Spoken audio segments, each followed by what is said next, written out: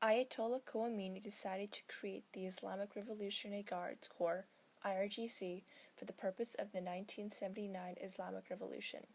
Although Prime Minister Mossadegh attempted to nationalize oil in the early 1950s, the Western states quickly saw to it that Pahlavi regained full power and fixed the oil situation. The second time around, Khomeini wanted to ensure that no Westerner would attempt to take over the country again, which inspired a People's Army, aka the IRGC. This army functions differently than any other in Iran in that it directly reports to the supreme leader and no one else. The top leaders are appointed by the supreme leader, but the rest of the army members serve as conscripts for 17 to 20 months. As the years have gone on, the IRGC has gained more and more power domestically and internationally. Its primary goal is the internal security of the state, but it can also help the regular army externally. An example of this is the Iran-Iraq War. The IRGC was in charge of rebuilding the country after the war.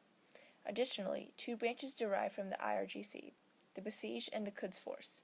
The Basij is a volunteer-built system that deals with the internal security, law enforcement, special religious and political events, and moral policying. It has branches in nearly every town and city in Iran.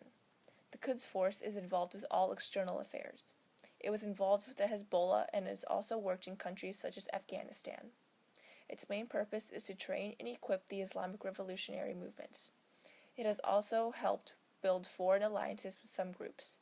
The IRGC has a lot of power, including controlling Iran's ballistic arsenal and the nuclear project, mounting foreign and domestic intelligence operations, and protecting the regime built by Khomeini.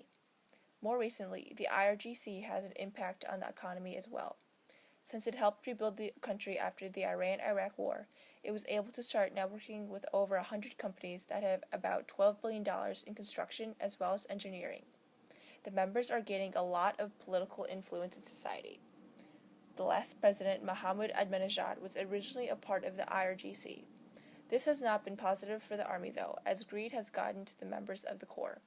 In 2009, there was a massive protest called the Green Movement to rebel against the fraudulent process in which Ahmadinejad was elected for a second term. The IRGC's response was extremely violent and poorly viewed. Many human rights activists see the IRGC as an enemy and a threat to the well-being of Iran. The Revolutionary Guards are no longer a people's army.